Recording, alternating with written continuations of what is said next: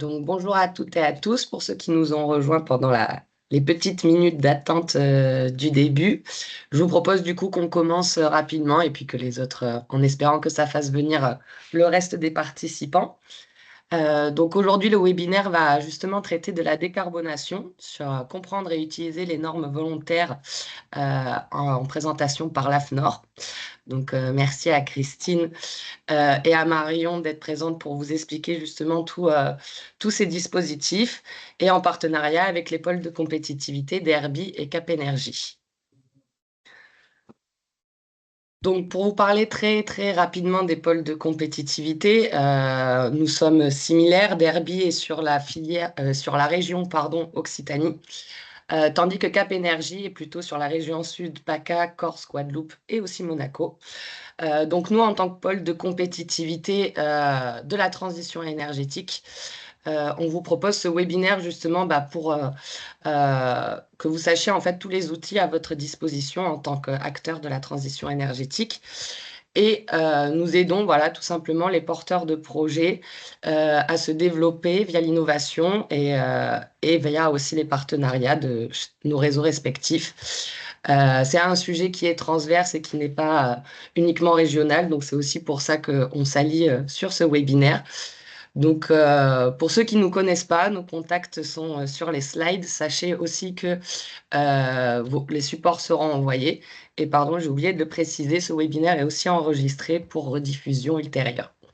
Et maintenant, je laisse du coup la parole à Christine et Marion pour vous présenter en détail tous ces dispositifs. Oui, bonjour à toutes et tous. Donc, merci d'être présent à ce webinaire. Donc, je suis Christine Sorlier, déléguée adjointe pour le groupe AFNOR en Occitanie, basée à Montpellier. Donc, moi, je travaille sur des sujets transverses, pas spécialement sur l'énergie. L'idée, c'est d'accompagner, on va voir, les différents acteurs par rapport à ces fameuses normes volontaires. Marion? Bonjour à tous, donc je suis Marion Ripaud, responsable développement énergie et carbone au sein du groupe AFNOR et je représente en particulier la marque AFNOR Énergie que je vais vous présenter un peu plus tard.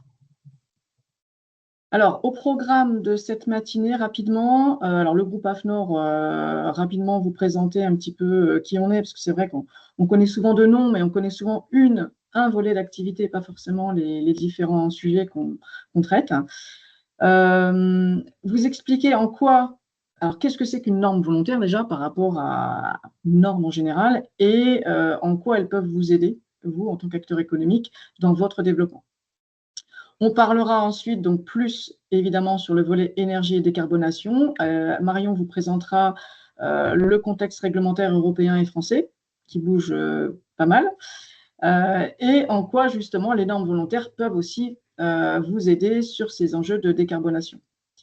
Nous aurons ensuite alors un témoignage en réel donc de la société SWIP, Monsieur Renaud Bétain, le dirigeant qui viendra nous rejoindre, ainsi qu'un petit témoignage vidéo d'une des entreprises dont je vous ferai un retour d'expérience. Voilà. Et puis les questions-réponses. Alors, on a prévu un créneau de questions-réponses à la fin, sachant que vous pouvez bien sûr répondre, proposer des questions sur le chat. Nous pourrons y répondre au fil de l'eau, au moins à la fin de chaque partie, si vous avez des points particuliers.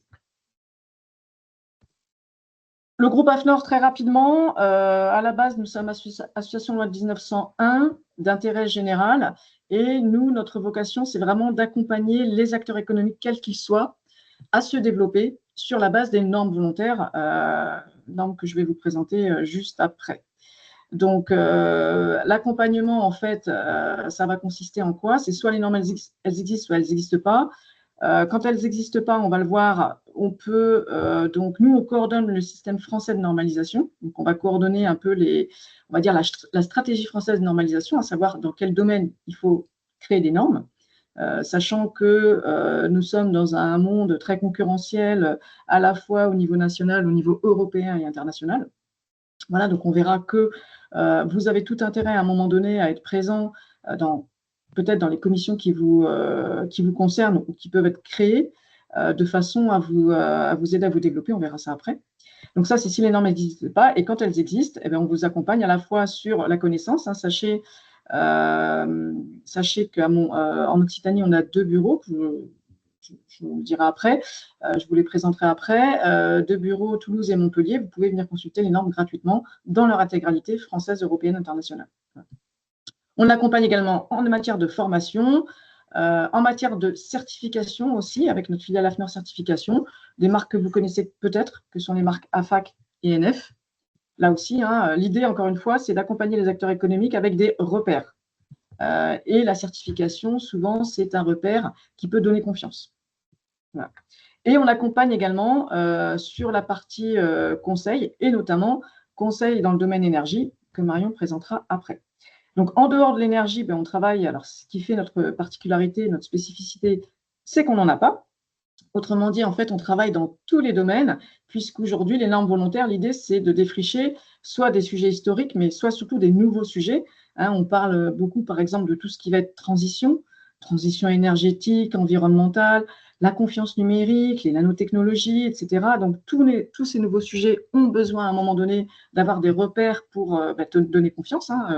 Donc voilà, y compris donc, des sujets, encore une fois, historiques, santé, sécurité au travail, qualité, performance, des sujets thématiques comme l'aéronautique, etc. Voilà, on travaille dans tous ces domaines, y compris des domaines, je dirais, plus du domaine du service ou des domaines transverses comme les ressources humaines, l'eau, etc.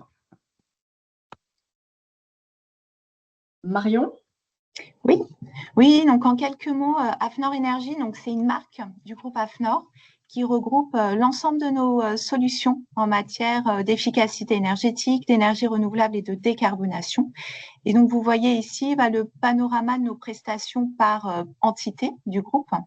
Donc, sur la partie certification, signe de reconnaissance, on retrouvera par exemple la certification ISO 50001, toutes les qualifications liées à l'audit énergétique, un certain nombre de labels sur les énergies renouvelables et puis la vérification d'empreinte carbone, qui est un sujet qui prend de plus en plus d'ampleur compte tenu des enjeux de fiabilité des déclarations environnementales.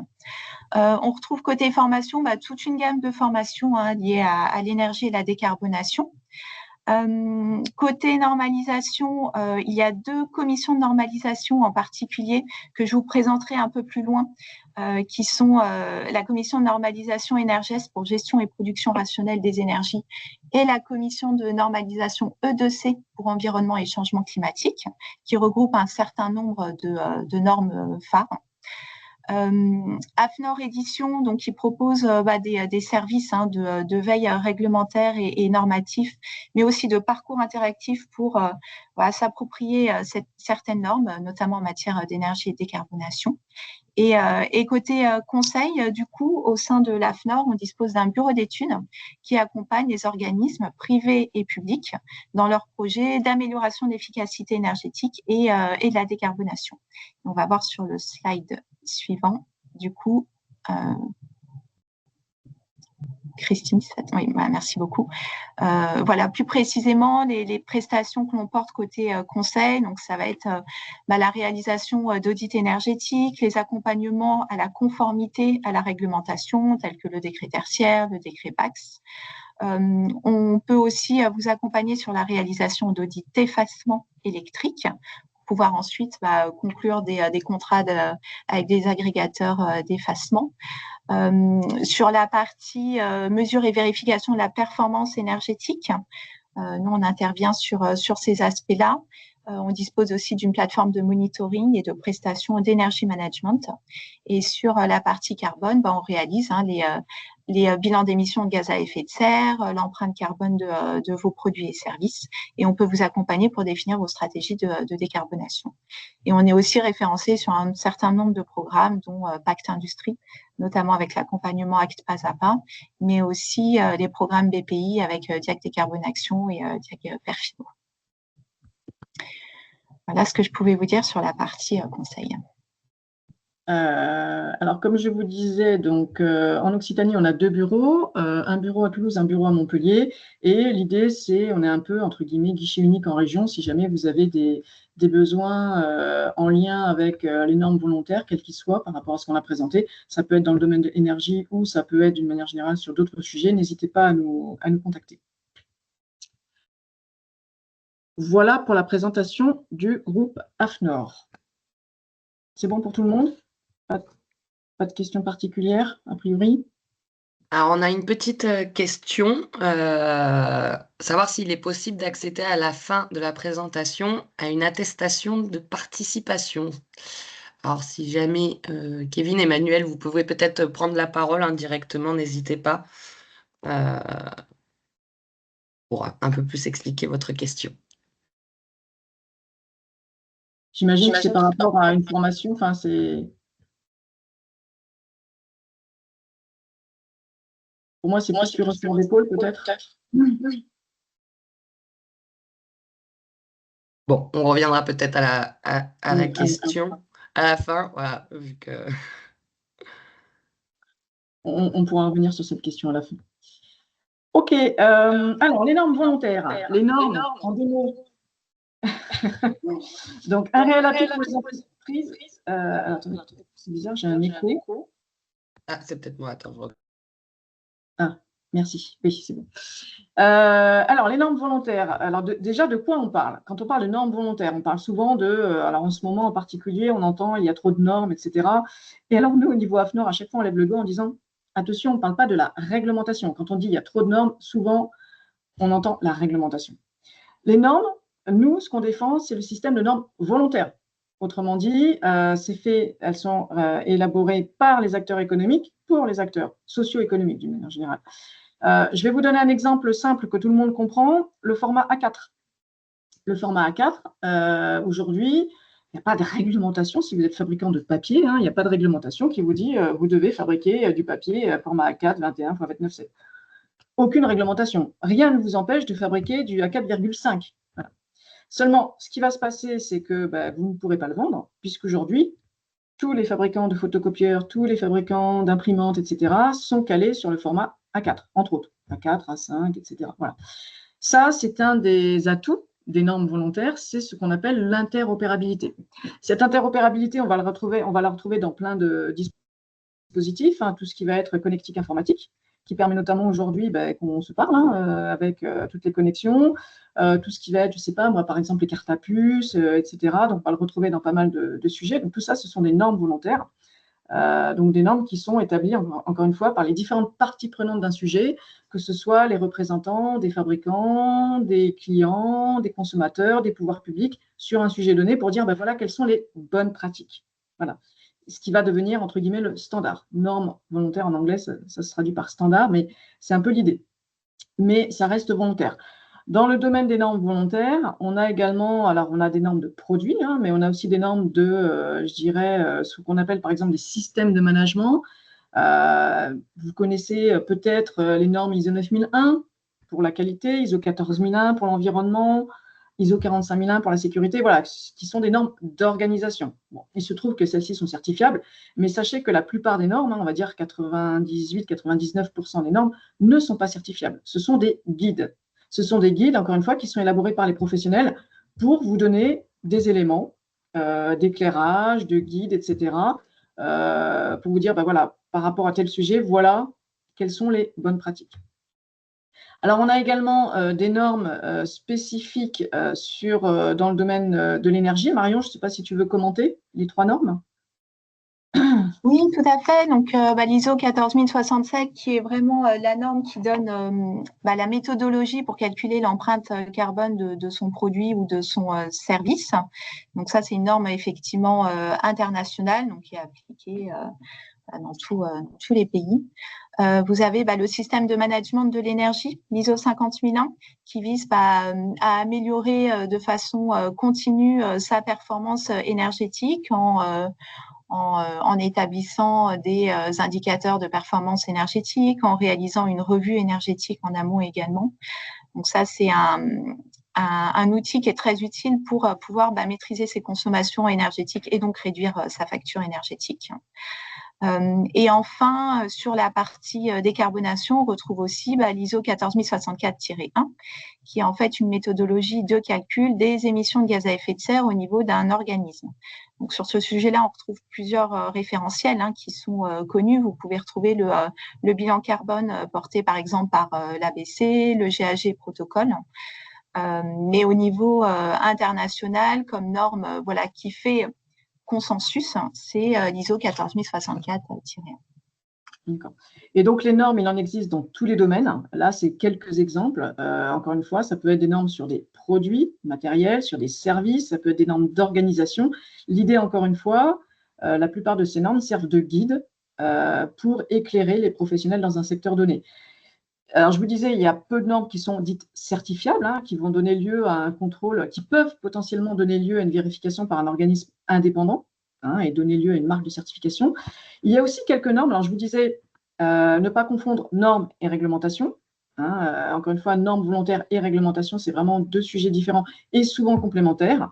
En France, sur les quelques milliers de normes qui existent, il doit y avoir à peu près 150 normes qui sont rendues obligatoires, normes volontaires, et qui sont rendues obligatoires par la réglementation. Ce sont quelques exceptions. Et elles portent notamment sur tout ce qui est sécurité. Où là, la réglementation va dire clairement, vous devez appliquer telle norme volontaire. Parce que là, je dirais, c'est vraiment des enjeux de sécurité électrique, sécurité des piscines, par exemple, tout ce qui va être barrière piscine. Voilà, notamment dans le marquage CE aussi, vous savez, sur la position des marquages CE pour les produits qui vont être mis en marché dans l'Europe, sur le marché européen. Il peut y avoir là aussi dans les directives des références à des normes qui deviennent obligatoires dans ces cas-là. Voilà. Bon, c'est des cas particuliers, encore une fois. Sinon, les normes volontaires sont volontaires. Alors, je vous disais, l'AFNOR coordonne le système français de normalisation. Sachez qu'on représente les intérêts français. Quand je dis on, c'est AFNOR, mais ce sont les entreprises et les acteurs économiques qui sont aussi au sein des commissions, hein, qui participent avec AFNOR. Donc, on représente les intérêts de français au niveau du CEN, qui est le Comité européen de normalisation, et au niveau de l'ISO, qui est le Comité international de normalisation. Donc, c'est vrai que ça peut paraître très lointain, mais sachez que ce sont des enjeux je dirais très concret, hein, le fait de mettre un mot plutôt qu'un autre dans une norme, ça peut avoir des conséquences pour votre marché, notamment. Hein, ça peut vraiment être… Voilà, on y reviendra sur le côté. Alors, justement, par rapport à l'intérêt de ces normes, alors déjà, vous pouvez effectivement vous renseigner pour savoir s'il y a des normes qui existent. Peut-être que parmi vous, vous avez effectivement un certain nombre d'innovation, et c'est vrai qu'on se dit, oui, mais alors, si je participe à une commission de normalisation, finalement, je n'ai pas envie de livrer mon savoir-faire. C'est souvent ce qu'on nous dit. Ça va pas être, il ne va pas être question de ça, bien évidemment. Par contre, ce qui est intéressant, c'est que si, par exemple, vous avez des innovations, votre objectif, ça va être de vous développer. Comme la plupart des entreprises, hein, encore une fois, c'est l'objectif, de se développer, d'accéder, de pénétrer un marché, peut-être de crédibiliser sa solution.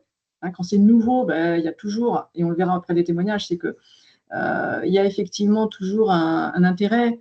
Il peut y avoir un intérêt vis-à-vis des futurs clients, mais il peut y avoir aussi un peu une défiance. Dire, oui, mais qu'est-ce qui me prouve que… donc voilà, donc l'idée, c'est à la fois de se démarquer, de se crédibiliser, peut-être que sa solution soit acceptable sur le marché si on est vraiment sur des innovations un peu de rupture. Hein, donc voilà. Donc tout ça, par rapport à ça, sachez que la normalisation peut vous aider. Il y a deux questions fondamentales à vous poser, plus une petite question subsidiaire, on verra après, mais une première question, d'abord, c'est par rapport à ce qui existe déjà. Imaginez, vous avez une innovation, vous avez un projet où vous avez déjà quelque chose qui existe. La première question à se poser, c'est est-ce qu'il existe déjà des repères sur le marché ou des attentes auxquelles vous devez répondre? Alors, évidemment, premier réflexe, c'est la réglementation, mais aussi, réflexe à avoir, c'est la normalisation volontaire. Encore une fois, rappelez-vous, le format A4, qui est encore une fois un exemple simpliste, hein, mais qu'on comprend, c'est que c'est intéressant de savoir aujourd'hui ce qu'il existe aussi en matière de normes volontaires en rapport ou en lien avec votre sujet. Alors, si c'est vraiment innovant, il peut rien n'exister du tout. Hein. On a des cas d'entreprises qui nous contactent pour qu'on étudie avec elles, justement, voir un petit peu ce qui existe. Mais l'idée, c'est effectivement, est-ce qu'il existe ces repères? Auquel cas, s'il en existe, vous avez peut-être intérêt, effectivement, à vérifier que votre solution elle est bien conforme, encore une fois. Hein. Il y a un a priori de confiance par rapport à ces attentes. Voilà, ça, c'est la première chose. Deuxièmement, ça n'existe pas, mais est-ce que on pourrait là aussi travailler pour que demain, il y ait une norme ou un document de référence qui existe sur le sujet en rapport avec ce que moi je propose. De façon à ce que je propose en termes d'innovation, ça devienne quelque part plus tard le standard du marché. Et là, évidemment, c'est un atout en termes de compétitivité d'avance sur le marché qui est, on va le voir avec ce témoignage, qui est extraordinaire. C'est-à-dire que c'est vous qui allez donner le là sur, ben voilà, en gros, ma solution, c'est aujourd'hui celle sur laquelle on se base pour donner confiance sur les solutions du marché qui vont pouvoir, je dirais, coexister ou se développer à côté. Donc voilà, donc vraiment deux questions à se poser, c'est est-ce qu'il existe déjà des repères de confiance, des attentes sur le marché, en termes de normes, en termes de certification, en termes, etc. Et s'il n'y en a pas, est-ce qu'il est pertinent pour moi de voir s'il y a possibilité d'initier ce type de réflexion, de participer à une commission, de voilà. Et question subsidiaire, c'est qu'est-ce que je fais que les autres ne font pas encore? Qu'est-ce qui fait que ma solution, elle a vraiment cette particularité et comment je pourrais la valoriser en m'aidant des normes volontaires sans évidemment dévoiler, encore une fois, le savoir-faire, ce qui va être derrière. Hein, on va le voir. Donc voilà, donc sachez que ça, c'est vraiment dans notre cœur de métier qui n'est pas toujours connu. Hein, c'est vraiment ce lien avec l'innovation. Encore une fois, l'idée, c'est de donner confiance. Quand on dit à quelqu'un, oui, ben, écoutez, ma solution, elle est conforme à telle norme, encore une fois, sans parler forcément de certification ou de label, hein, mais simplement de dire, je me conforme à telle norme, ça peut être une norme d'analyse, par exemple. Ben oui, ben, mes analyses sont conformes à telle norme, ou ma solution respecte telle spécificité, etc. Tout de suite, ça va donner confiance. Que ce soit une norme française, type NF, une norme européenne ou une norme internationale. Sachez aujourd'hui que on va dire 95% des normes françaises sont issues de normes européennes. C'est vraiment, là, c'est vraiment le marché européen. Voilà, donc l'idée, encore une fois, c'est de vous aider à donner confiance envers vos clients, vos partenaires. Voilà. Alors, des exemples concrets qui illustrent bien ces propos.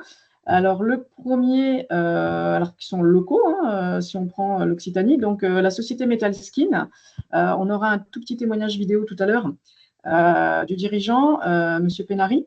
La société Metalskin, donc ils sont basés à Ballaruc-les-Bains, donc vraiment du local.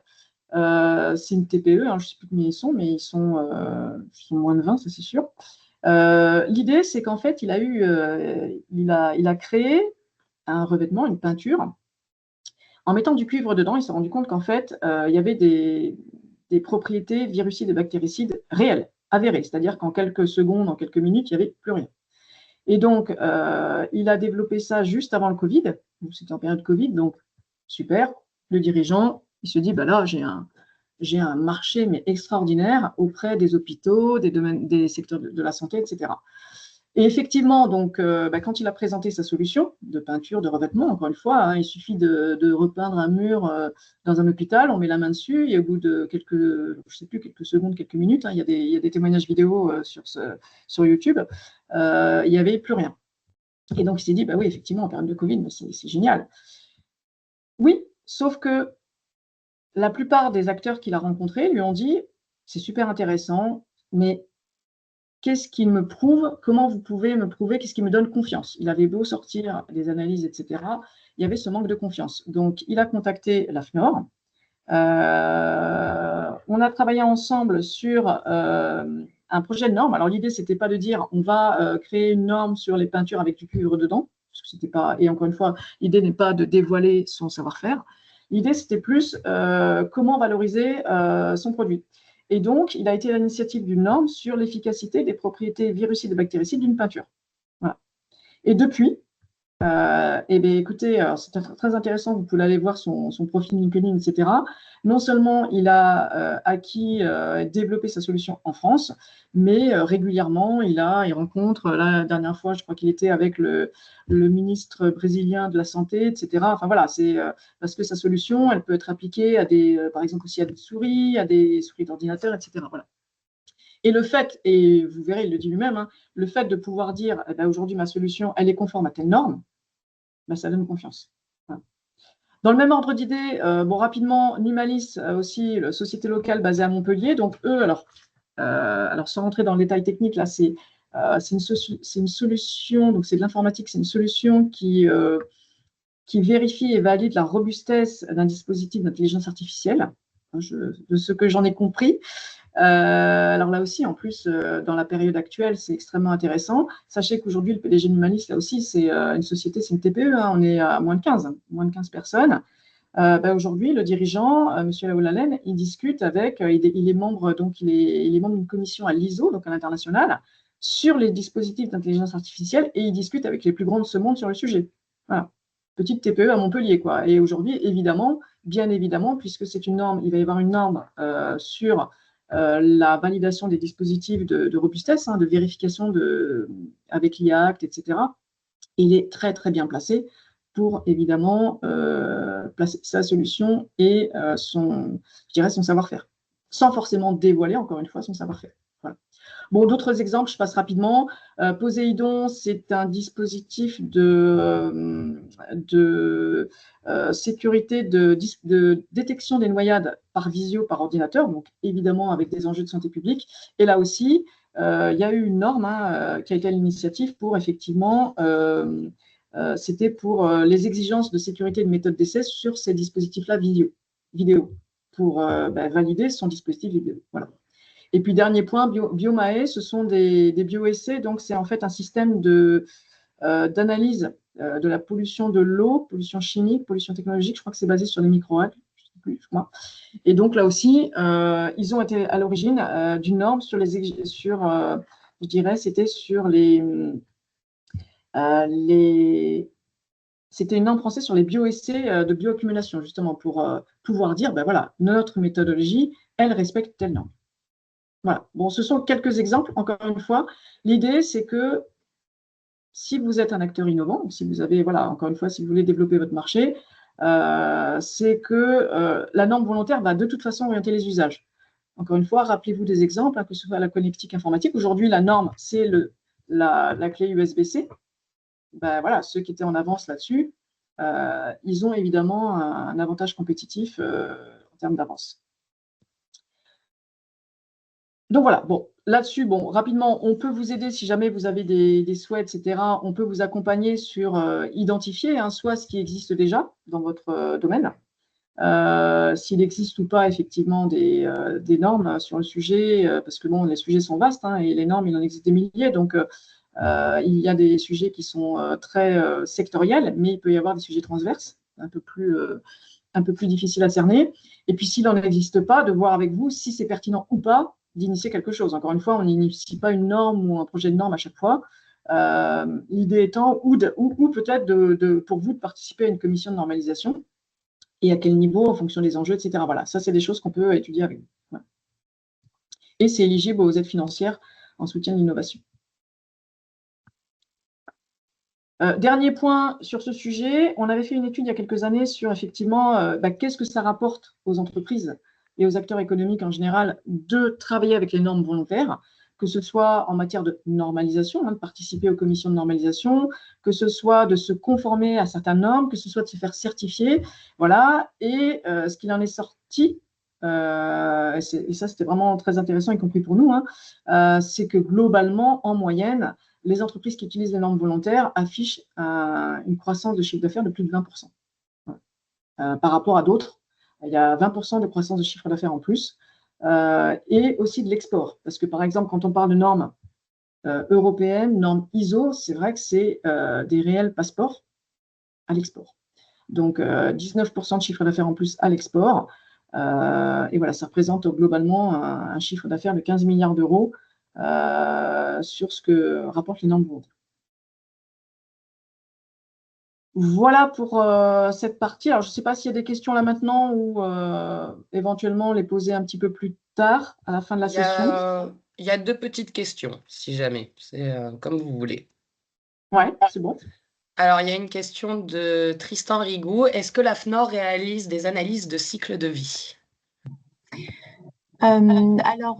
Oui, si vous avez un besoin, n'hésitez pas. Je pense qu'à la fin des slides, il y aura nos coordonnées. N'hésitez pas à nous contacter si vous avez des besoins particuliers d'accompagnement, que ce soit sur la CV ou un autre sujet. Super, merci. Et la deuxième question par Georgia Plouchard. Quelle est la durée entre la saisie AFNOR de l'entreprise et la sortie de la norme? Alors, si c'est une norme française, alors ça varie, mais je pense qu'il faut bien compter 2-3 ans entre le moment. En fait, ce qui va faire la valeur du document, c'est le tour de table. C'est-à-dire que plus on aura une représentativité dans le tour de table, plus le document aura de la valeur. Et donc, nous, notre rôle au niveau d'AFNOR et des bureaux de normalisation avec lesquels on travaille aussi, c'est d'inviter dans le tour de table tous les représentants sur un sujet. Encore une fois, comme je vous avais dit, les représentants des fabricants, des clients, des pouvoirs publics, etc. Ils viennent pas, mais en tout cas, on doit les inviter. Et donc, plus le tour de table est grand, plus il est représentatif et plus aussi ça prend du temps sur l'élaboration d'une norme. Alors ça, je parle d'une norme française. Alors, on peut avoir des processus un peu accélérés en fonction des sujets. Là, actuellement, on a justement à l'initiative d'un projet qu'on avait mené avec le pôle de compétitivité Aquavalais. Il y a une norme qui est en cours d'élaboration sur les dispositifs anti-inondation, anti-submersion. Et ça, typiquement, il y a une question de santé publique qui n'existait pas en France, curieusement. Et donc là, je pense qu'ils ont un processus un peu accéléré pour la sortir rapidement. Après, on peut avoir des procédés. Alors, on a développé depuis quelques années au niveau d'AFNOR, justement, pour accompagner les acteurs économiques et aller un peu plus vite. On a ce qu'on appelle alors des AFNOR Spec. Ce ne sont pas tout à fait encore des normes, mais ce sont des documents normatifs qu'on va élaborer, peut-être avec un consensus un peu moindre au départ, un tour de table un peu moins. Donc, ça peut être par exemple en région, s'il y a vraiment un savoir-faire en région sur un sujet donné. Ou sur un thématique, et peut-être être à l'origine d'un document qui pourra par la suite, mais déjà qui peut déjà avec AFNOR, donc qui peut déjà avoir une valeur certaine, et puis qu'on peut ensuite porter à la commission de normalisation. Et donc c'est plus facile dès lors qu'un document est rédigé pour pouvoir par la suite élaborer une norme. Voilà. Et donc ça, le AFNOR Spec, ça peut aller beaucoup plus vite, ça peut aller en moins d'un an. Et du coup, est-ce qu'il y a un coût, je présume, pécunier pour l'entreprise? C'est un complément de la question, du coup. Oui, tout à fait. Après, ça dépend en fait. Quand c'est l'élaboration d'une norme, en fait, ce qui va coûter à l'entreprise, alors il y a la participation aux commissions de normalisation qui sont payantes, puisque ça fait partie du système de financement du système français de normalisation. Donc, elles sont payantes. Alors, les prix, je ne sais pas, mais je sais pas, ça va être quelques milliers d'euros. Ça dépend des commissions. Il y a du temps à passer. Mais là, encore une fois, les entreprises et les acteurs économiques qui s'investissent dans les commissions de normalisation, s'ils le font, c'est qu'ils y ont un intérêt. Voilà.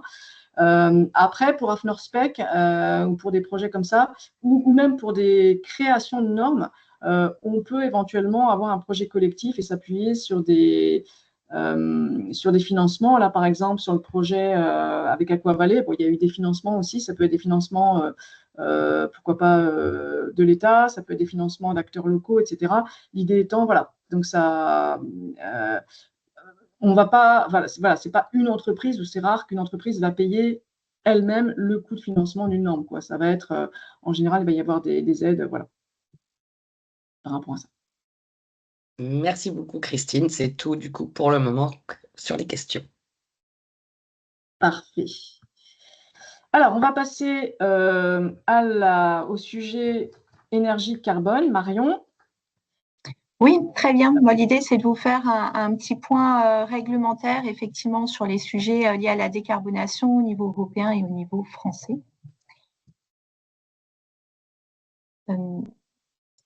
Merci. Et donc, du coup, pour commencer, l'objectif de décarbonation au niveau européen, en fait, est décrit dans le cadre du Pacte vert européen, ou Green Deal européen, qui a été lancé en 2019 et qui vise un objectif d'être le premier continent neutre en carbone en 2050.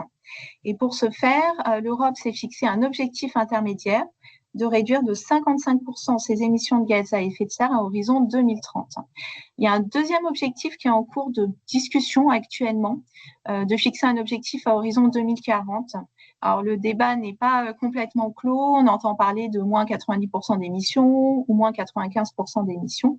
Mais l'objectif est toujours le même, c'est vraiment voilà, d'atteindre la neutralité carbone à horizon 2050.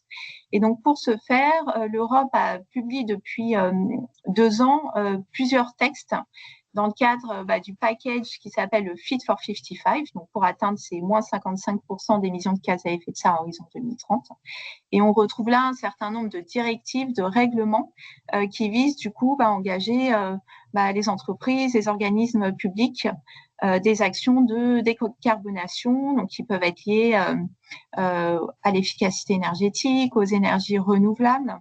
On retrouve des règlements, des directives spécifiques aux véhicules, au secteur maritime, au secteur de l'aviation.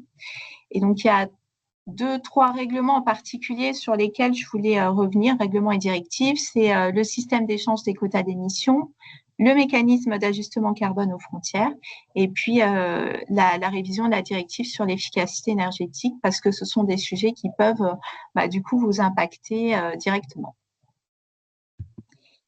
Donc, si on passe sur le slide d'après, et en particulier sur la partie système d'échange des quotas d'émissions, alors ce qu'on appelle en anglais, la traduction, c'est EUETS.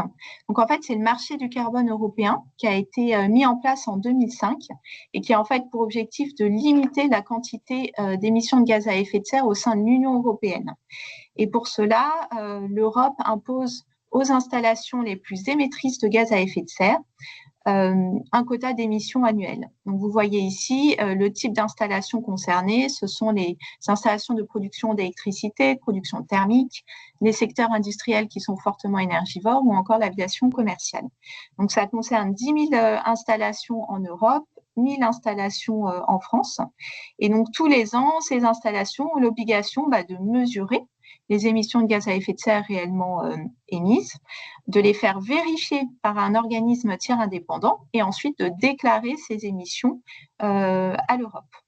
Et donc, si jamais les émissions réellement émises sont supérieures au quota qui avait été fixé, dans ce cas-là, ces installations doivent se rendre du coup sur le marché du carbone pour acheter les quotas nécessaires pour pouvoir compenser le fait d'avoir émis plus que prévu.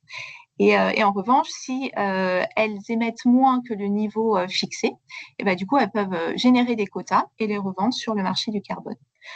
Pour votre information, le marché du carbone aujourd'hui, la tonne de CO2 s'élève à peu près 70 €. Elle se vend à peu près 70 € la tonne. Et donc, cette quantité de quotas mis annuellement du coup sur le marché du carbone, elle est déterminée par l'objectif européen de réduction des émissions de gaz à effet de serre, qui est initialement visé moins 43% pour ces sites concernés. Et dans le cadre de la révision de la directive très récente, cet objectif a été revu à moins 62%. Et donc, il y a un certain nombre d'éléments qui ont été revus dans le cadre de cette directive, notamment le fait que les installations concernées, parfois, il y a un risque qui peut arriver, ce qu'on appelle le risque de fuite de carbone, c'est-à-dire que si on impacte trop, on taxe davantage ces installations, elles vont avoir tendance à délocaliser. Et donc, pour éviter cela, l'Europe a fourni des quotas gratuits à ces installations où la fuite de carbone est la plus importante, mais ces quotas sont voués à diminuer et à disparaître à terme. Et ensuite, dans le cadre de cette évolution de la directive de système d'échange des quotas d'émissions, l'objectif, c'est aussi d'étendre ce marché du carbone à d'autres secteurs d'activité, notamment au secteur du transport maritime, mais aussi au secteur du transport routier et des bâtiments. Et dans le cas des bâtiments et du transport routier, ce seront les metteurs à la consommation qui auront cette obligation de respecter les quotas carbone.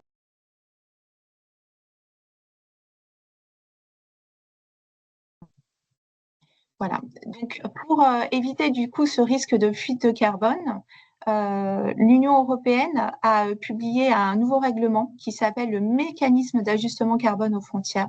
Vous l'entendez peut-être parfois sous le sigle CBAM. Et en fait, donc, ce règlement a pour objectif d'obliger les importateurs européens de certains produits qui sont listés à droite, donc l'électricité, le fer, l'acier, le ciment, les engrais, l'aluminium ou encore l'hydrogène, de déclarer chaque année l'empreinte carbone contenue dans ces produits importées et de s'acquitter d'une taxe carbone si jamais elles importent ces produits de pays qui le fabriquent de façon moins verte, moins vertueuse que sur le sol européen. Donc, c'est un moyen justement d'éviter les délocalisations qui peuvent être induites par le système d'échange des quotas d'émissions. Donc, dans sa version initiale, ce règlement imposait cette obligation aux importateurs à partir d'une valeur de la marchandise importée de 150 €.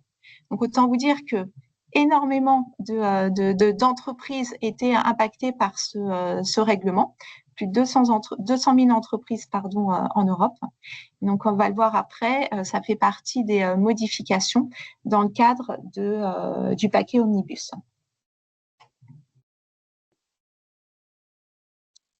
Voilà, donc le pack Omnibus, c'est un paquet législatif qui a été, qui est d'ailleurs encore en cours de discussion au niveau européen pour pouvoir simplifier certaines directives ou règlements européens avec l'objectif du coup de diminuer la pression réglementaire sur les entreprises.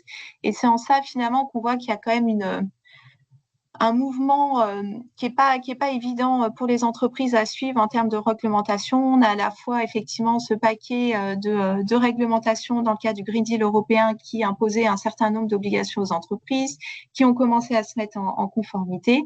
Et là, depuis le début de l'année, il y a certains textes qui sont remis en question et qui sont retravaillés pour simplifier leur application et puis réduire clairement le seuil des obligés.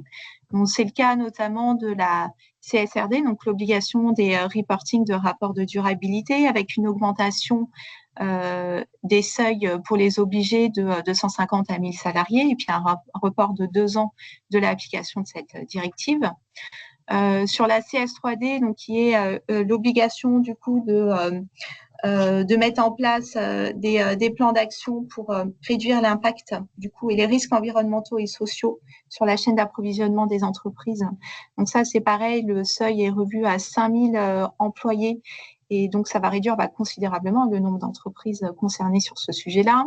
En ce qui concerne la taxonomie, qui elle vise en fait à définir des critères pour les activités économiques considérées comme durables et donc qui est imposé aux entreprises du coup de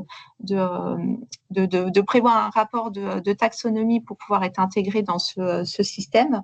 Là, c'est pareil, le seuil est revu à plus de 1000 salariés.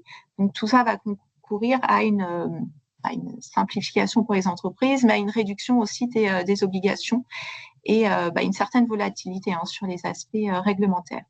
Et en ce qui concerne le mécanisme d'ajustement carbone aux frontières, je vous expliquais à l'instant que le seuil était fixé à 150 €, donc sur la valeur de la marchandise. Et dans les dernières discussions, il est prévu que ce seuil soit plutôt lié à la quantité de marchandises importées et qu'elle soit fixée à 50 tonnes, ce qui permettra de réduire considérablement les entreprises impactées par ce règlement européen qui passeront du coup de 200 000 à 18 000 en Europe. Alors, ce qui est important sur ce sujet-là, sur le sujet du MACF, c'est que même si le seuil est revu à la hausse et que du coup le nombre d'entreprises obligées est fortement réduit, ça n'empêche que ce règlement permettra quand même de couvrir plus de 90% finalement des émissions importées qui étaient prévues à l'origine. Donc c'est une simplification finalement qui va dans le bon sens sur le sujet du MACF. En revanche, il y a d'autres simplifications qui sont prévues sur la vérification des données par des organismes tiers indépendants ou encore sur les calculs justement de l'empreinte carbone contenue dans ces produits, qui fait encore débat aujourd'hui. Voilà sur le sujet européen qui est un peu complexe actuellement et qui n'est pas complètement fini. Il y a d'ailleurs une deuxième vague d'omnibus qui devrait arriver dans les semaines à venir et concerner plutôt les directives en lien avec les énergies renouvelables. Donc voilà, on est dans l'attente de ces évolutions-là. Donc ça, c'est au niveau européen. Au niveau français, en fait, la feuille de route en termes de décarbonation, c'est ce qu'on appelle la stratégie française pour l'énergie et le climat, et qui est constitué en fait de 3 documents phares. Donc le plan national d'adaptation au changement climatique, qui lui a déjà été publié. Vous pouvez le télécharger gratuitement sur le site du ministère de l'Énergie et qui, lui, vise à anticiper les impacts du changement climatique, que ce soit au niveau des populations, des collectivités ou des entreprises, et qui émet des propositions pour permettre la résilience des filières économiques dans un monde qui atteindrait les plus 4 degrés à l'horizon 2100. Les autres documents importants, donc il y a la stratégie nationale bas carbone qui en fait, elle fixe la trajectoire de décarbonation de la France pour atteindre aussi l'objectif de neutralité carbone à horizon 2050 et qui propose des déclinaisons de ces trajectoires par secteur d'activité. Donc, cette stratégie nationale bas carbone est encore en cours de discussion, mais devrait être publiée au cours du deuxième semestre. Et enfin, un document très attendu, c'est la programmation pluriannuelle de l'énergie qui, elle, fixe toutes les priorités d'action en matière d'énergie. Donc, les objectifs en termes de part d'énergie renouvelable, d'efficacité énergétique, d'introduction des biocarburants, la relance de la filière nucléaire. Et là, pareil, ce document est attendu au deuxième semestre 2025. Et ça fait déjà 2 ans qu'on attend ces documents. Voilà. Et sur le slide suivant, ce que vous pouvez voir, c'est à date les objectifs provisoires en termes de décarbonation par secteur d'activité qui sont prévus donc, dans la stratégie nationale bas carbone. Ce qui est intéressant, c'est de voir finalement les secteurs d'activité qui vont être les plus sollicités pour réduire leurs émissions de gaz à effet de serre. On retrouve par exemple le secteur du transport, les bâtiments, l'industrie. Et sur le slide suivant, voilà, ce que vous pouvez voir, ce sont les objectifs qui s'affichent en termes de programmation pluriannuelle de l'énergie avec l'évolution du mix énergétique au niveau de la consommation finale d'énergie. Donc, ce qui est intéressant de voir, c'est que pour atteindre la neutralité carbone à horizon 2050, du coup, la France vise la disparition de la consommation des énergies fossiles, remplacée du coup par l'électrification, par exemple, du parc de véhicules, l'introduction des biocarburants, des e-fuels, un peu d'hydrogène. On voit la part plus importante effectivement de l'électricité, clairement, qui atteindrait 54% de consommation finale d'énergie à horizon 2050, et puis la part qui augmente des énergies renouvelables hors électricité. Donc, faut retenir dedans tout ce qui est chaleur renouvelable ou utilisation de la biomasse, par exemple.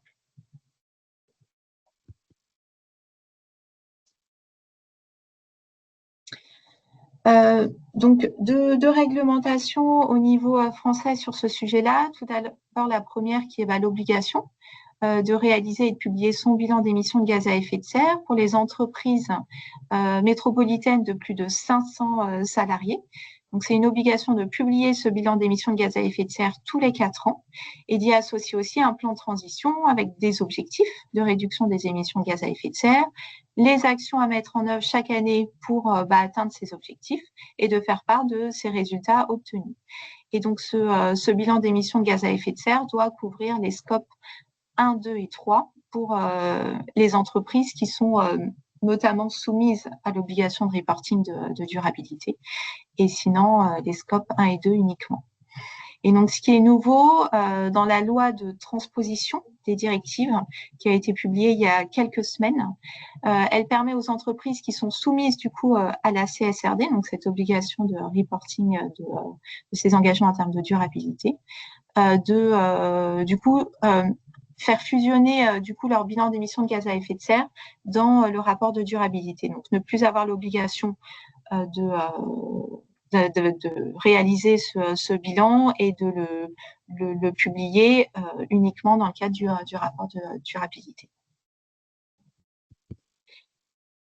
Et enfin, dernière directive importante, c'est la révision de la directive efficacité énergétique qui vient également d'être transposée dans la loi de transposition, donc la loi DADU, et qui, elle, en fait, change pas mal de choses. Jusqu'à présent, c'était les grandes entreprises qui avaient l'obligation tous les 4 ans de réaliser leur audit énergétique ou bien d'être certifiées de faire certifier leur système de management de l'énergie. Là, les règles changent avec la révision de cette directive. Maintenant, ce sont les entreprises selon leur consommation annuelle d'énergie qui auront l'obligation ou de réaliser un audit énergétique ou bien d'être certifiés ISO 50001. Donc, au-delà de 2,7 gigawattheures de consommation énergétique annuelle, les entreprises devront soit réaliser un audit énergétique, soit être certifiées ISO 50001. Et au-delà de 23,6 gigawattheures par an, elles auront l'obligation de mettre en place un système de management de l'énergie et d'être certifiées par un organisme de certification. Alors, il y a des règles d'exemption qui sont prévues, qui sont celles de disposer d'un contrat de performance énergétique, mais qui couvrirait le périmètre de la certification du système de management de l'énergie. Et là, il y a des projets de modification d'arrêtés pour faire monter les obligations sur les contrats de performance énergétique pour que cela puisse coïncider avec la révision de cette directive. Et ensuite, pour les entreprises qui sont certifiées ISO 14001, elles pourront être exemptées de la certification ISO 50001 si elles ont réalisé un audit énergétique. Sachant que jusqu'à présent, cette obligation d'audit énergétique ou de certification était basée sur la facture énergétique. Avec ces nouvelles règles, elles seront basées sur la consommation d'énergie finale. Donc, le périmètre pour l'audit énergétique ou pour la certification ISO 50001 devra couvrir 80% de la consommation d'énergie finale des entreprises, c'est-à-dire y compris l'autoconsommation quand c'est le cas. Voilà, et donc il y a des décrets et arrêtés qui sont en cours d'élaboration par le ministère de l'Énergie et qui devraient être publiés dans les mois qui viennent pour une application dès le 1er octobre de ces nouvelles règles. Alors, voilà ce que je pouvais vous dire du coup sur la partie vraiment contexte lié à la décarbonation et à l'énergie en choisissant quelques réglementations, quelques directives un peu phares qui peuvent du coup vous impacter directement. Et puis pour vous montrer que sur ce sujet-là, c'est quand même particulièrement complexe et émouvant, comme vous avez pu le voir avec le pack omnibus de simplification, par exemple, de certaines directives. Et donc, c'est là où les normes volontaires peuvent vous permettre, du coup, d'être un support pour répondre à ces enjeux de décarbonation, que ce soit la conformité réglementaire, mais pas que. Les enjeux de décarbonation sont multiples. Peut-être, Marion, savoir s'il y a des questions sur la partie réglementaire. Oui, sur la partie réglementaire, oui, bien sûr. En effet, nous en avons quelques-unes. Alors, il y en a une qui, je pense, est un peu plus sur les normes volontaires. Comment valider que la solution, justement, répond à une ou plusieurs normes volontaires et comment communiquer dessus? Est-ce que, par exemple, il y a un pack AFNOR sur, mon entreprise fait partie des normes volontaires? Comment un peu le mettre en valeur? Alors, je ne suis pas sûre d'avoir très bien compris les différentes questions. C'était pas spécifique à l'énergie? La question n'est pas spécifique à l'énergie? Je pense qu'elle était juste avant que vous commenciez cette partie, donc elle est peut-être entre les deux parties, justement, que Christine, tu as présenté un peu en amont. Ouais. En fait, alors comment valoriser? Aujourd'hui, on le verra aussi par les témoignages, mais le fait de dire, par exemple, on respecte telle norme, typiquement Metalskin, le fait de pouvoir dire, je suis conforme à telle norme, sans forcément, encore une fois, de certification, mais dès lors que c'est vrai, je respecte telle norme, ça déjà, ça peut être, suivant les acteurs à qui vous vous adressez, ça peut être déjà une manière de valoriser, déjà. Après, il peut y avoir effectivement, encore une fois, des reconnaissances tierces parties, typiquement la certification ISO 50001, c'est une certification par un organisme indépendant reconnu. Donc, l'idée, c'est effectivement de pouvoir, là aussi, le valoriser. Et là, on peut communiquer après sur la marque de certification, etc. Bon, là, il y a des règles de communication. Voilà. Mais sans être certifié, dès lors qu'on respecte telle ou telle norme, sur un marché, rien ne vous empêche de le dire. Après, si effectivement, ça fait partie on le voit quand nous-mêmes on achète, c'est-à-dire que soit ça fait partie du b.a.-ba et à la rigueur c'est tellement implicite qu'on ne le dit plus, Soit on sait pertinemment qu'il y en a sur le marché qui ne le font pas, auquel cas, de le dire, encore une fois, sous réserve que ce soit vrai, ça peut être une façon de valoriser. Je ne sais pas si j'ai répondu à la question. En tout cas, pour le moment, il n'y a pas plus de réactions. En attendant, je me permets de passer à la question suivante. Je pense que cette fois-ci va plus te concerner toi, Marion. Si, très bien, voilà, petite parenthèse, très bien répondu, Christine, merci. Du coup, voilà, bonjour, y a-t-il un rapport entre le bilan carbone et la durée de vie d'un produit? Y a-t-il un rapport entre le bilan carbone et la durée de vie d'un produit? Durée de vie d'un produit, alors est-ce que vous pourriez préciser du coup votre question? C'est dans quel sens durée de vie d'un produit? Vous pensez à analyse du cycle de vie et du coup Si jamais, ce qu'on fait derrière, comme le Barbara, recyclage? n'hésitez pas à Oui, prendre oui, la oui, parole, n'hésitez pas à intervenir. Ah, la durée d'utilisation. Alors, le bilan carbone, ou en tout cas l'empreinte carbone d'un produit, donc elle permet de faire un état des lieux du coup sur les émissions générées ou contenues dans un produit. Du coup, quand on cherche à réduire, ça peut induire effectivement de chercher à améliorer son produit, à innover. Et donc, bien sûr que la durée de vie du produit, plus il va durer longtemps, moins il va impacter tout ce qui est filière du coup de destruction ou de recyclage, et donc améliorer son empreinte carbone. Donc oui, le fait d'essayer d'améliorer son empreinte carbone de son produit peut conduire du coup à l'utiliser plus longtemps et donc à augmenter la durée de vie du coup du produit. Est-ce que c'est clair? Et je pense pareil, pas de réaction. Et du coup, dernière question, justement pour limiter les gaz à effet de serre, est-ce que vous optez pour la valorisation de la biomasse? La valorisation de la biomasse, oui. Alors après, ça dépend des référentiels, comment ces éléments peuvent être intégrés ou pas. Mais oui, bien sûr, la valorisation de la biomasse fait sens pour réduire ces émissions de gaz à effet de serre. En tout cas, côté question, pour le moment, c'est tout. Très bien. Merci. Et on peut passer à la suite. Donc, déjà, avant de présenter les normes en tant que support, justement, dans ces démarches de décarbonation, tout d'abord, pourquoi, pour une entreprise, il est important de s'engager dans une démarche de décarbonation, finalement, au-delà du simple fait de vouloir être en conformité avec la réglementation. Déjà parce que le changement climatique fait peser un certain nombre de risques sur l'activité, la pérennité des entreprises. On a par exemple les risques financiers avec l'augmentation du prix des énergies fossiles, avec, on l'a vu tout à l'heure, l'introduction de la taxonomie verte qui a pour objectif de réorienter les flux financiers, les flux d'investissement vers les entreprises qui sont compatibles avec des objectifs de durabilité. L'instauration d'un prix du carbone, on a vu tout à l'heure, 70 € actuellement, mais les économistes penchent vers un prix du carbone qui pourra atteindre les 150 à 200 € d'ici 2050, donc l'impact va être de plus en plus important. On retrouve par exemple les risques physiques ou de transition, donc liés aux impacts du changement climatique, des matériaux qui sont moins disponibles ou difficilement disponibles, la perturbation des chaînes logistiques ou d'approvisionnement. Par exemple, j'ai mis l'exemple à droite du canal de Panama qui est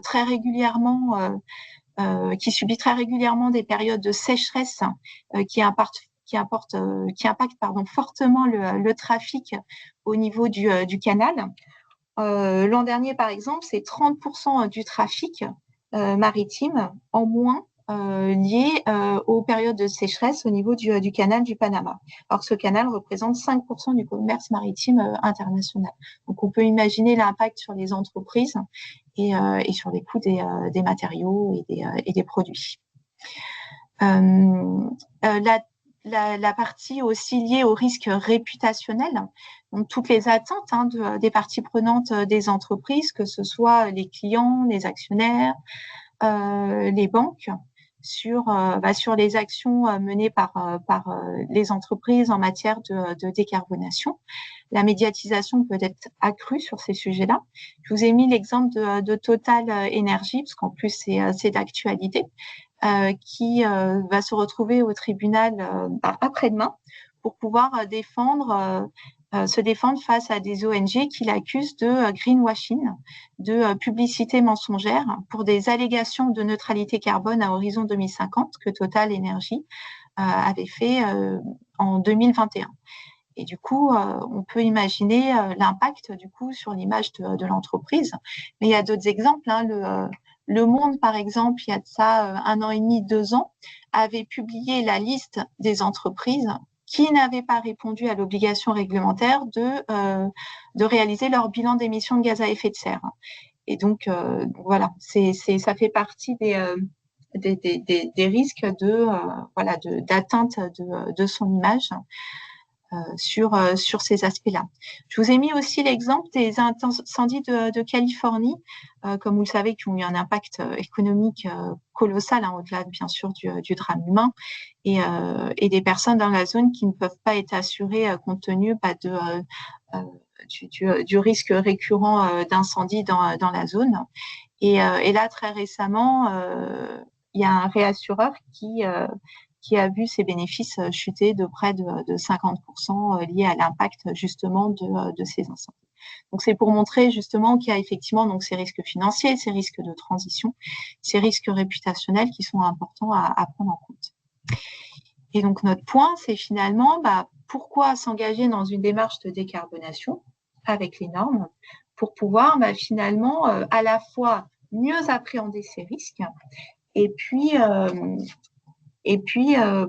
finalement saisir des opportunités. On l'évoquait à l'instant sur la durée de vie des produits, de saisir l'opportunité d'améliorer son empreinte carbone en améliorant la durée de vie, par exemple, de ces produits. Ça fait partie d'opportunités qui permettent aussi d'améliorer la compétitivité de l'entreprise.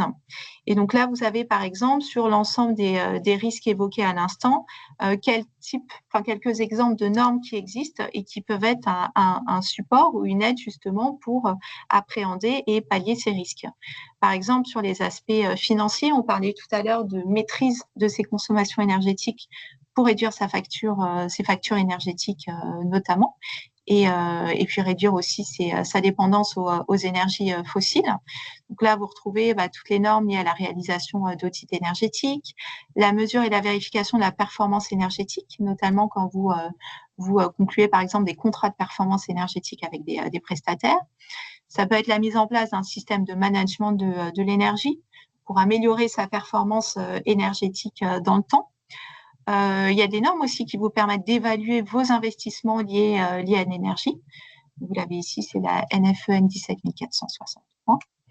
En termes de risques physiques, il existe des normes pour vous aider à structurer votre démarche d'adaptation au changement climatique, pour pouvoir quantifier vos émissions de gaz à effet de serre ou réaliser l'analyse de cycle de vos produits pour justement revoir aussi vos chaînes d'approvisionnement.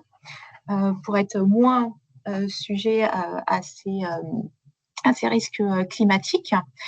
Sur la partie, par exemple, risque réputationnel, il y a toutes les normes qui sont liées aux communications sur ces performances environnementales, à la fois sur la partie comment bien faire vérifier du coup ces déclarations environnementales, et puis comment communiquer correctement pour éviter d'être taxé de greenwashing par des ONG ou par ces parties prenantes, par exemple. Et il y a des normes aussi très spécifiques pour vous aider à structurer vos démarches, par exemple, d'achat responsable, pour engager aussi vos fournisseurs dans vos projets de décarbonation. Donc voilà, là c'est un petit exemple effectivement de normes qui existent et qui peuvent vous permettre du coup d'appréhender ces risques et de pouvoir y répondre.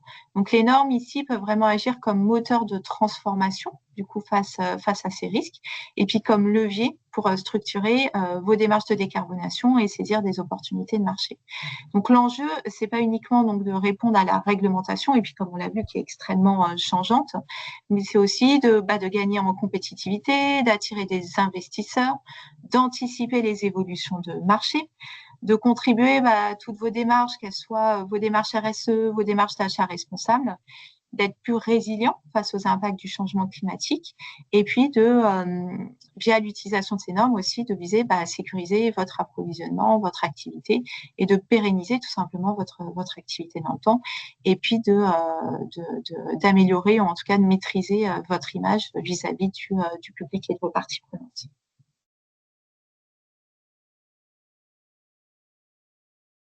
Donc, j'évoquais tout à l'heure 2 commissions de normalisation en particulier qui regroupent l'ensemble de ces normes. Donc, il y a la commission de normalisation Énergès pour gestion et production rationnelle de l'énergie.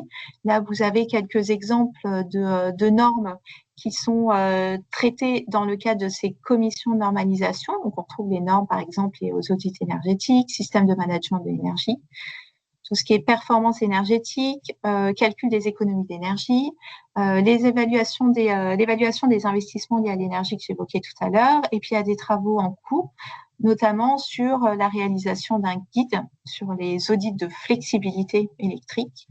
Donc ça, c'est un moyen encore de pouvoir maîtriser ses consommations et de pouvoir conclure des contrats avec des agrégateurs d'effacement, par exemple, pour effacer son activité, donc optimiser ses consommations énergétiques, ce qui peut permettre de conclure des contrats particulièrement rémunérateurs avec ces agrégateurs d'effacement sur les marchés de capacité électrique, par exemple.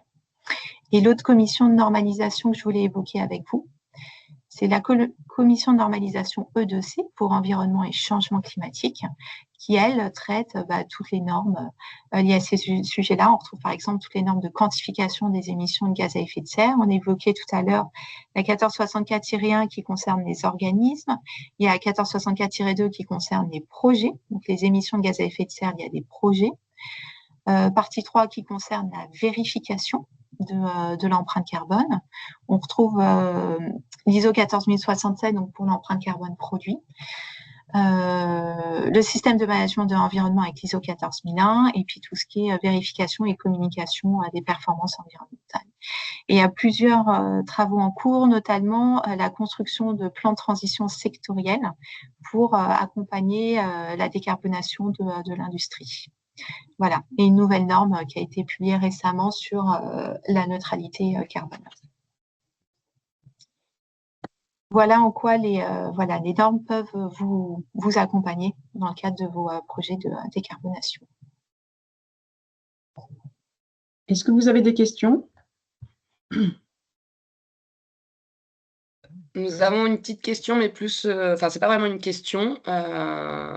C'est savoir s'il est possible d'échanger en fin de séance sur, j'imagine, un cas particulier avec vous. Donc, je pense que voilà, ça sera le temps plutôt, voilà, si vous êtes disponible un peu après-midi pour pouvoir échanger avec ce monsieur.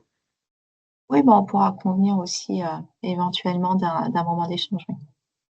Super, merci. Mais du coup, pas plus de questions. Très bien. Très bien, merci Marion. Je propose de passer au témoignage. Alors, d'abord, un petit témoignage vidéo qui dure moins de 2 minutes. Donc, c'était la société Metal Skin dont je vous parlais tout à l'heure avec le fameux revêtement avec du cuivre, donc propriétés bactéricides et virucides. Donc, l'intervention de Stéphane Pénary qui avait reçu donc, à ce qu'on appelle en interne le trophée hors norme. C'est un trophée donc délivré au sein d'AFNOR par rapport justement à l'investissement. Un investissement particulier dans le domaine de la normalisation de cette entreprise. Alors, attendez, je vais vous mettre la vidéo. Non.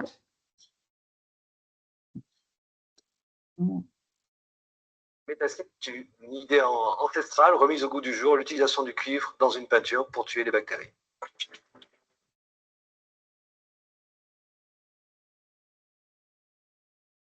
On a utilisé un mélange de poudre de cuivre, un alliage de cuivre, avec des polymères pour en faire une forme de revêtement, une sorte de peinture. Il n'y avait jusqu'à présent aucune mesure valable de l'efficacité bactéricide d'une surface. on a créé ce référentiel de mesure. Avoir créé la norme, avoir participé à sa création, permet de dire, mais monsieur, je réponds tout simplement, madame, je réponds tout simplement à un standard de qualité qui est incontestable. Les utilisateurs finaux, c'est vous, moi, c'est tout le monde. En priorité, dans un premier temps, les patients dans les hôpitaux. User, m'éreinter, à convaincre et à répondre à l'inlassable question: qu'est-ce qui me prouve que votre produit est si performant que vous le dites? À moi, clairement, ça s'applique à moi. Le futur de Metalskin se construit sur la norme parce que Metalskin est le fer de lance, le principal représentant de la qualité de cette norme.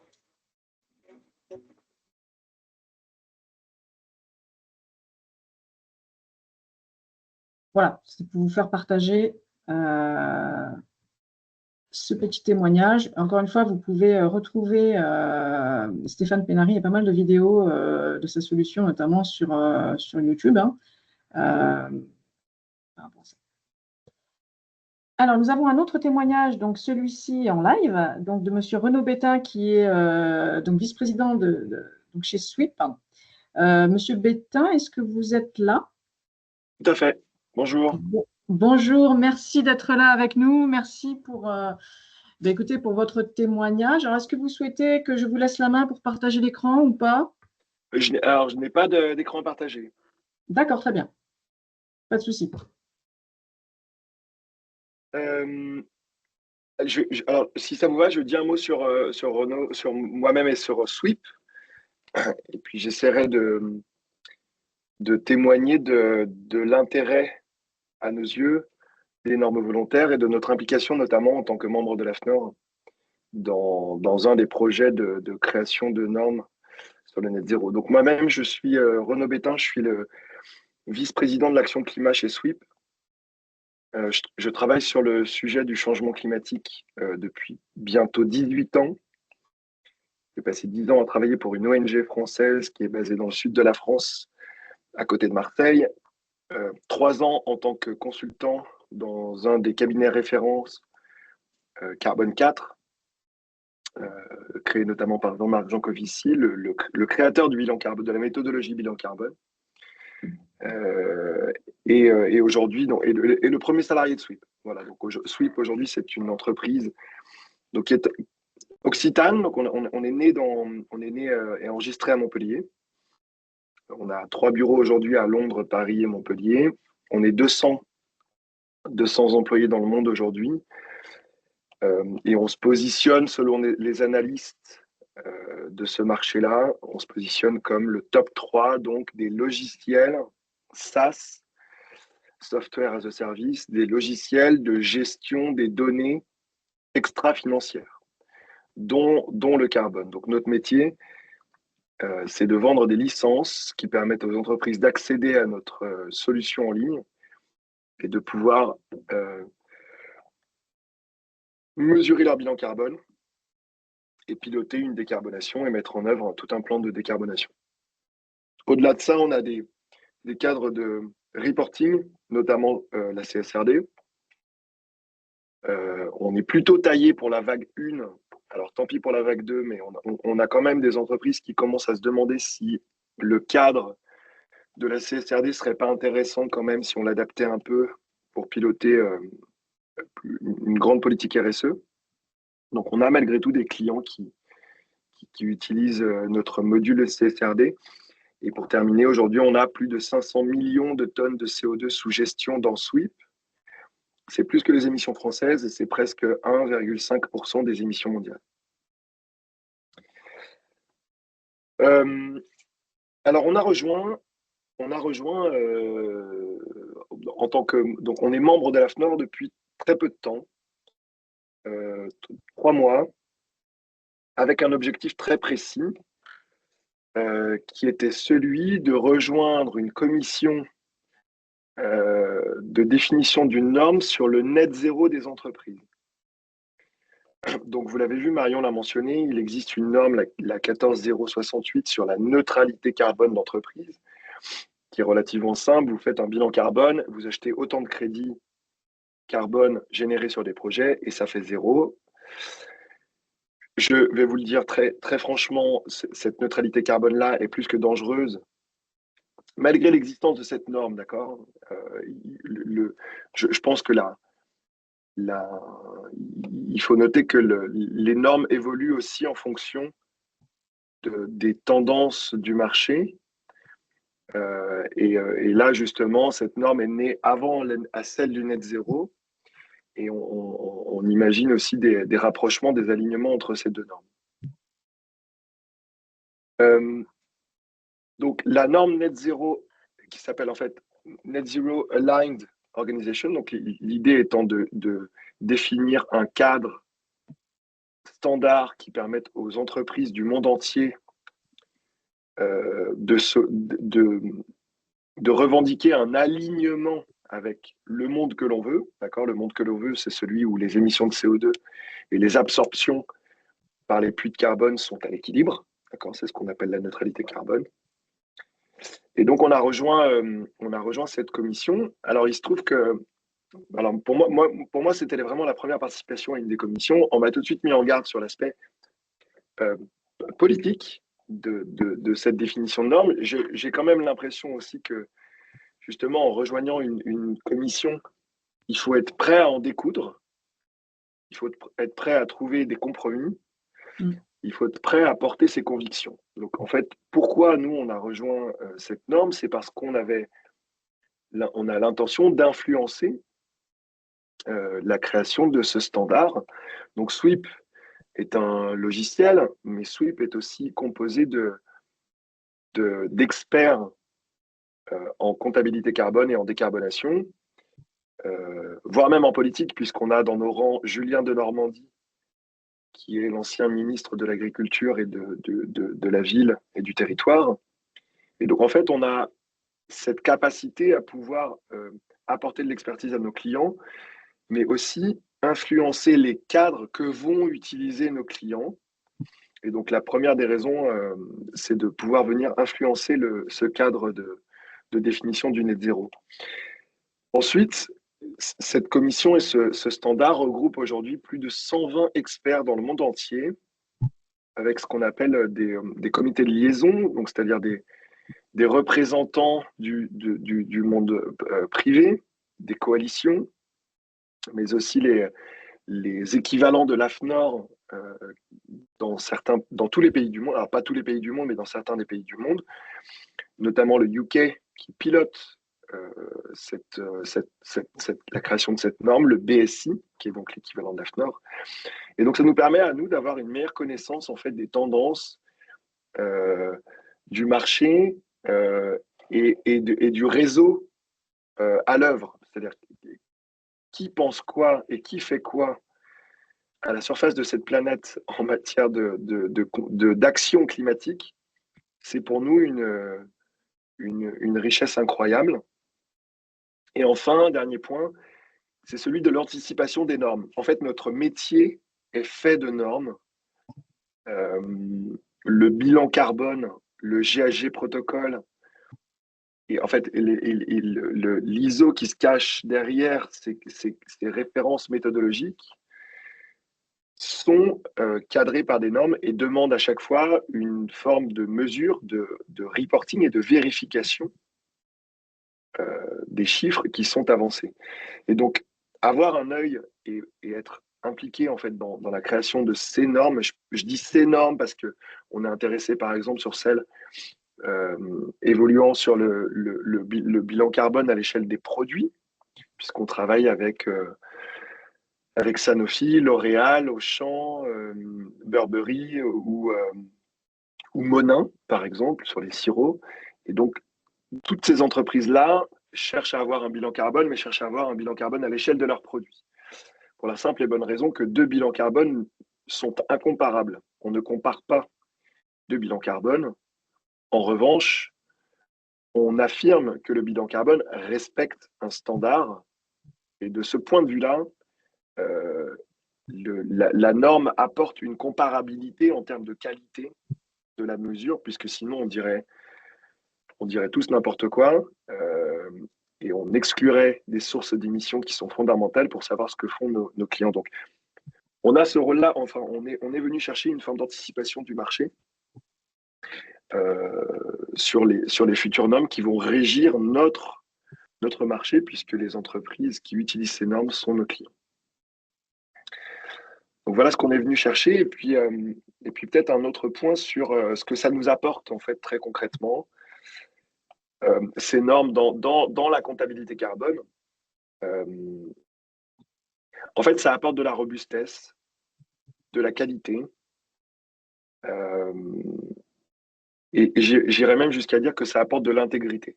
On ne parle pas seulement aujourd'hui, en fait, à mon avis, les normes sont venues répondre à un besoin qui est celui de la préservation du bien commun.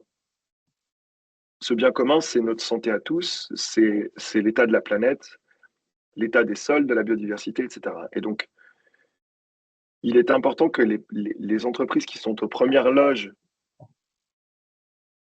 de la destruction de ce bien commun, et donc aux premières loges en fait des solutions qu'elles peuvent apporter, puissent montrer patte blanche sur l'action qu'elles mènent. Et donc, la comptabilité carbone, qui est la base, je dirais, pour ensuite parler de biodiversité, de mobilisation, d'engagement de ses fournisseurs, d'usage de ces produits, comme la question a été posée dans le chat. Tout ce cadre-là est régi par des normes.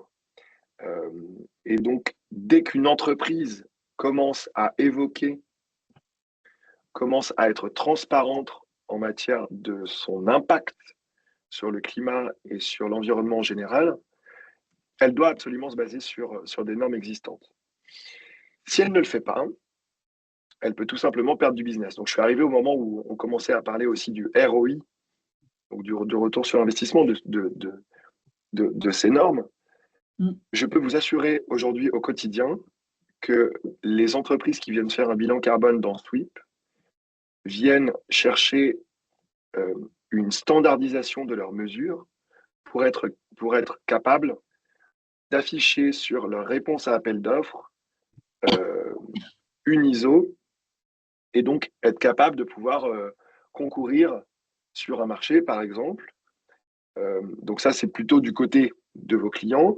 On a des entreprises qui viennent nous dire, moi, je viens faire un bilan carbone dans les règles de l'art parce que guerre en Ukraine, parce que augmentation des coûts de l'énergie, et je veux pouvoir maîtriser mes coûts de l'énergie, et donc on ne s'occupe bien, on ne réduit bien que ce qu'on mesure correctement.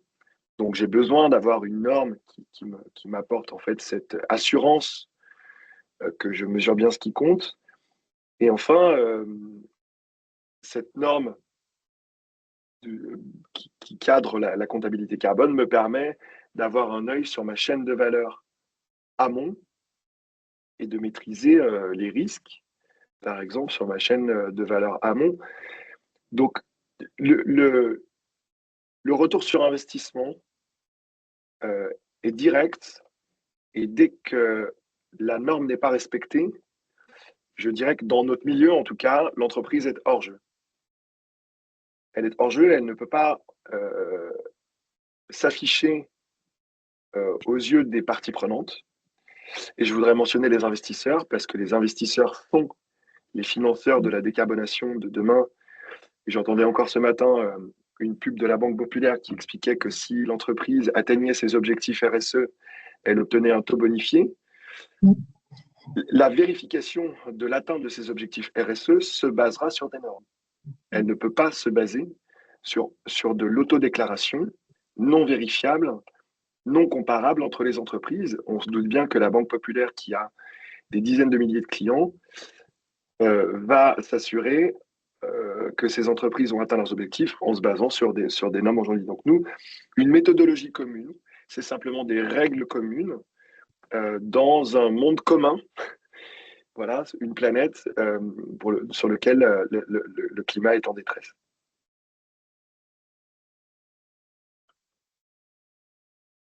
Qu'est-ce que je peux vous dire d'autre? Déjà, merci beaucoup, Monsieur Bétain, pour encore une fois votre disponibilité et puis ce témoignage. Est-ce qu'il y a peut-être des questions en direct à Monsieur Bétain? Putain. Oui, non, il y a pas plus de questions. Merci pas. encore, Renaud, pour ce témoignage très intéressant. Mais pour le moment, pas plus de questions. Bon, ben, c'était très clair. Merci encore. Oui, Avec merci plaisir. beaucoup. Marion, peut-être quelques mots par rapport à l'ISO 50001, le retour d'expérience? Oui, tout à fait. Oui, en termes de témoignages, on voulait vous faire part d'une étude qu'on a réalisée l'an dernier.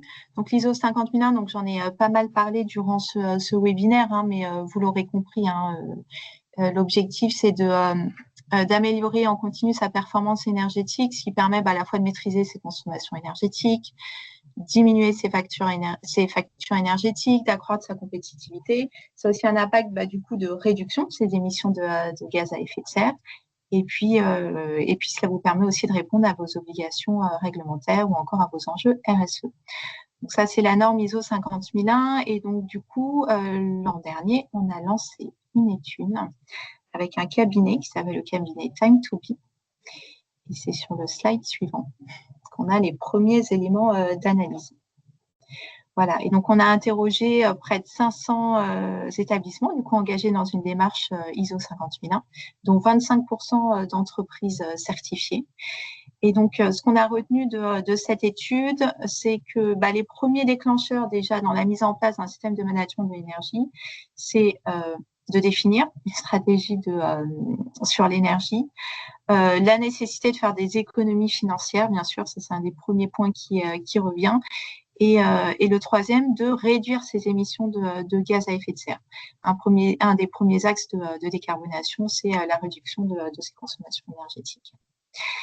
Et donc, les éléments qui ont été moteurs du coup dans la décision de mettre en place un système de management de l'énergie, c'est bien ça, hein, d'engager son entreprise dans la transition énergétique, de faire des économies dans la durée, puis de valoriser aussi l'image de l'entreprise en mettant en place des actions pérennes dans le temps.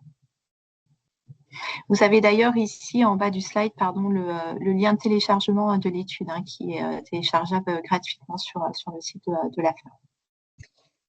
Et donc, si on va un petit peu plus loin dans l'analyse, ce qu'on retrouve d'intéressant, c'est le retour sur investissement des entreprises qui ont mis en place le système de management de l'énergie. Un temps de retour sur investissement qui est relativement court, qui permet assez rapidement de générer des économies, à la fois des économies d'énergie, mais aussi des économies sur sa facture. Et ce que vous voyez en bas qui est intéressant, c'est de voir que finalement, ce qu'indiquent les entreprises certifiées, c'est que le coût lié à la mise en place du système de management de l'énergie, finalement, il n'est pas très élevé par rapport aux bénéfices apportés. Donc, à moindre coût, permet de réaliser des gains intéressants. Et je pense que j'ai un dernier slide qui reprend un peu les bénéfices du coup de l'ISO 50001. Donc, les premiers, c'est un bénéfice, un outil pour piloter ces actions de sobriété énergétique.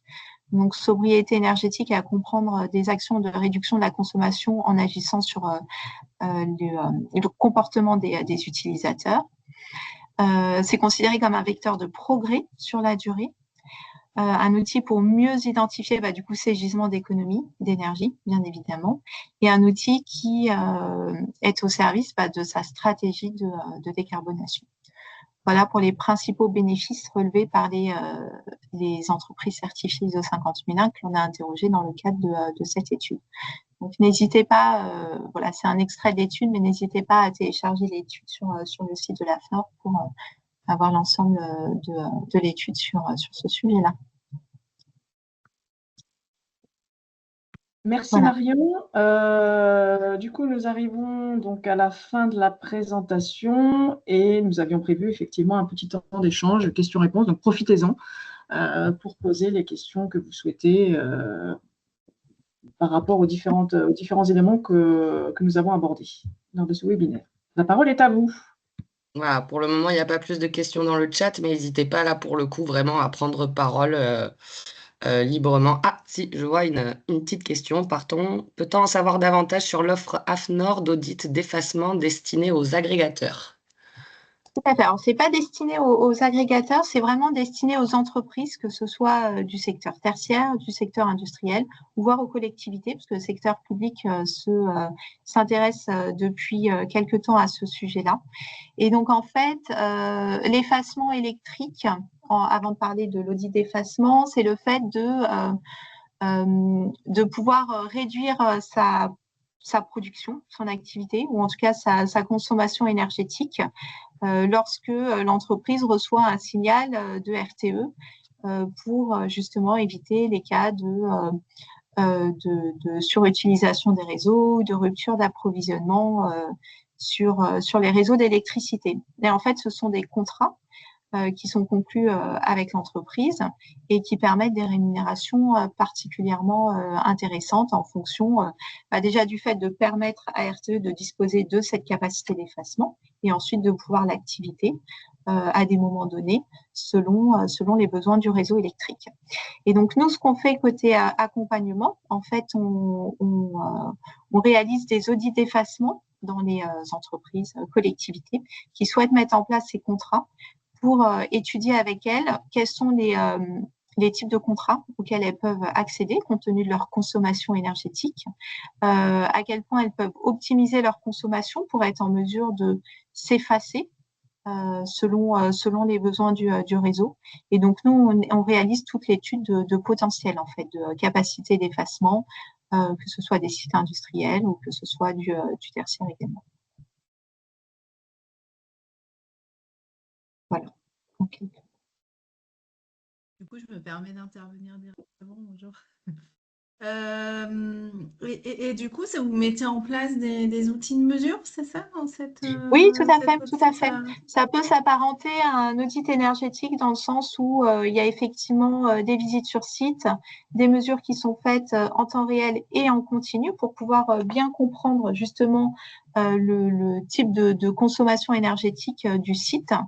Pouvoir évaluer aussi le talon de consommation et voir quelles actions peuvent être mises en place pour optimiser la consommation. Ça peut être sur de l'organisation, par exemple, sur les temps d'ouverture, mais ça peut être aussi sur l'optimisation de procédés industriels pour pouvoir être en mesure de couper quand c'est nécessaire. D'accord. Et derrière, vous êtes en train de faire une norme, c'est ça? Il y a une norme en construction Alors, sur ça? un guide. Il y a un lien entre les deux ou... Oui, alors ce qui est en cours d'élaboration actuellement, c'est un guide sur justement tout ce qui est audit d'effacement électrique. Donc, c'est vraiment pour accompagner les entreprises qui souhaitent mettre en place ce type de contrat pour comprendre justement comment fonctionne déjà ce qu'est l'effacement, et la flexibilité électrique d'une manière générale. Comment ça fonctionne et puis les retours d'expérience, quelles sont les actions qui peuvent être mises en place justement pour pouvoir réduire, effacer sa consommation dans ce cas particulier. Ok, merci. Si c'est un sujet qui vous intéresse, le groupe de travail est en train d'être constitué sur ce sujet-là. Oui, Donc, oui, peut-être, effectivement. Je vous enverrai un mail, je vérifie. Oui, n'hésitez pas, Voilà. n'hésitez pas. Okay. Merci. Est-ce qu'il y a d'autres questions?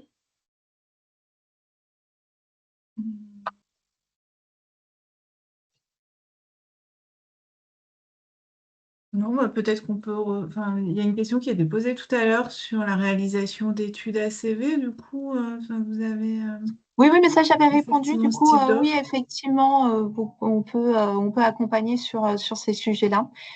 Voilà, donc ce que je disais, c'est qu'à la fin de la présentation, il y a effectivement nos coordonnées à Christine et moi, donc n'hésitez pas à nous envoyer un mail, on peut pour en discuter sur cet accompagnement ou sur un autre. Merci.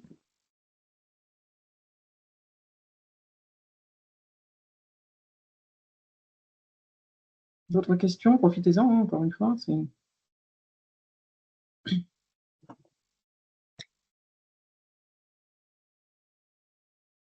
Non. Bon, on a été très clair. Bon, on a eu pas mal de Ou alors questions déjà. très nébuleuse très nébuleux.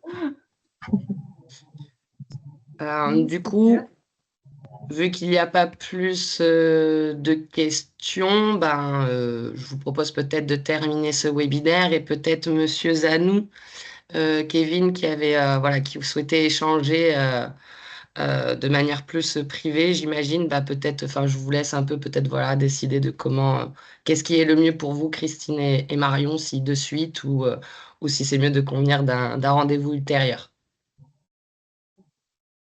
Bon, je pense qu'on peut convenir d'un rendez-vous, hein. N'hésitez pas, vous avez nos coordonnées. Si vous avez une question en particulier, comme ça on en discutera, on prendra le temps d'en discuter. En tout cas, merci beaucoup à tous les participants et participantes. Comme mentionné au début du webinaire, hein, les supports de présentation et le replay vous seront envoyés d'ici peu. Je vous Merci à remercie. tous. Bonne journée à Merci tous. aux deux pôles et merci aussi à Monsieur Bétain pour son témoignage. Merci beaucoup. Merci à tous. Très bonne journée. Bye. Bonne journée.